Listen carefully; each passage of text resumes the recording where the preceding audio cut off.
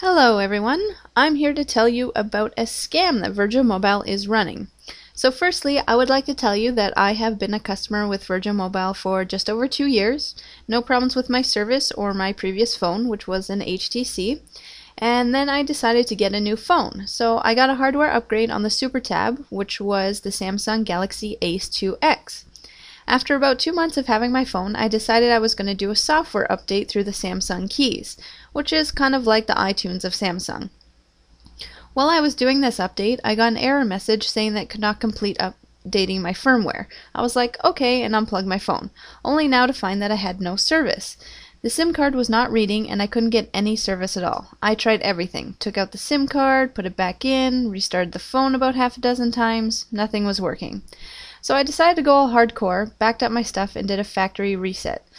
Still the same thing. It kept saying that there was no service, nothing was working. Well, because this is my only phone, which I use for work and home, I had no choice but to bring it into the store to see if they could fix it. I went into the store the next morning. They put the SIM card into another phone and it worked fine. So they tried doing a factory reset, which I already did, and then they gave me a new SIM card, which we already established wasn't the problem, but I guess I can see how I'm the idiot.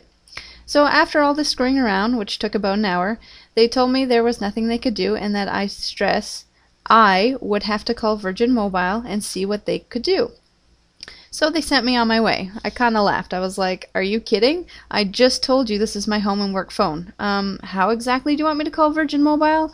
And then they got the hint. So they offered for me to use their phone. Oh, thank you.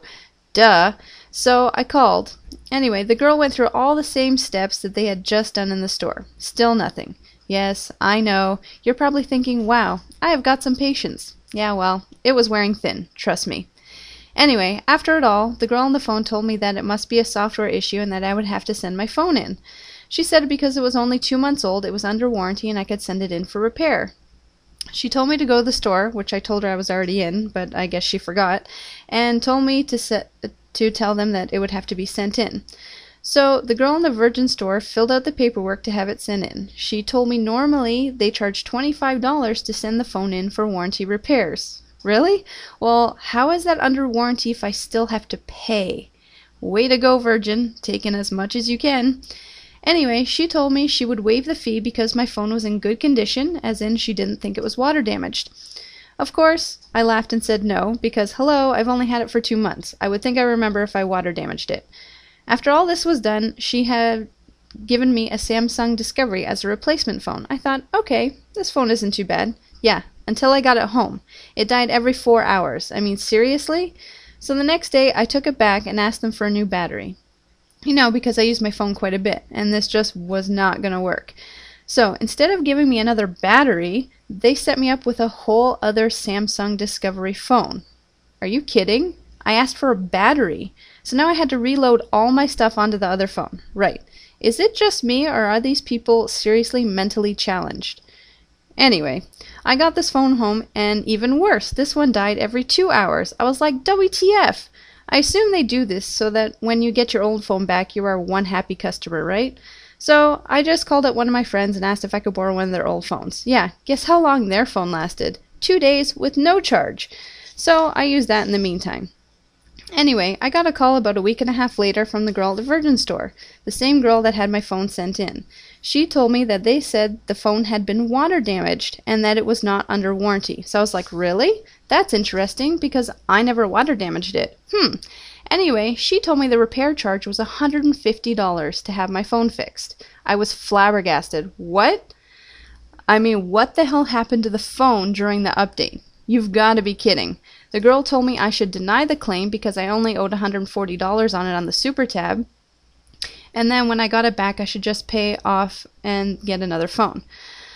Okay, so let me get this straight. I owed $140 on the Super Tab, and they wanted to charge me $150 to fix it. And this $150 doesn't even renew the warranty. That's just to fix the phone. Plus, I would still owe the $140 for my phone.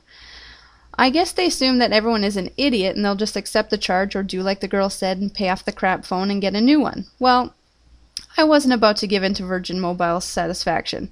So, I called Virgin Mobile 3 times and I tried to explain that the phone was in no way water damaged. I was even very polite the first 2 times. The third time, of course, naturally, I was irate. They didn't care, didn't bother listening to what I was saying, and told me it was something I had done to the phone and water damaged it and to pay up. Really? I'm not even a new customer. Don't I deserve a little respect? Well, I was mad. I knew I didn't water damage the phone. So in other words, they sold it to me that way, or they're lying and it's not water damaged and they just want me to pay so they can make more money. I mean, how much wealth does one company need? Seriously. Well, with the poor service I received, I decided to wait until my phone arrived and try my hand at fixing it myself, seeing that I'm such a moron. Well, lo and behold, 2 days after receiving my phone, I fixed it. I figured if it wasn't under warranty, how much more damage could I really do? Anyway, all I had to do was change 2 settings in the service mode and voila, my phone was returned normal. Really? Now tell me, what did that cost me? Yeah, you got it, $0. So why is Virgin Mobile going to charge me $150 to fix the phone? Can you say scam? No wonder they make so much money. So I just wanted to let people know what they are doing and to be warned. If you are going to get a phone from them, you have been warned.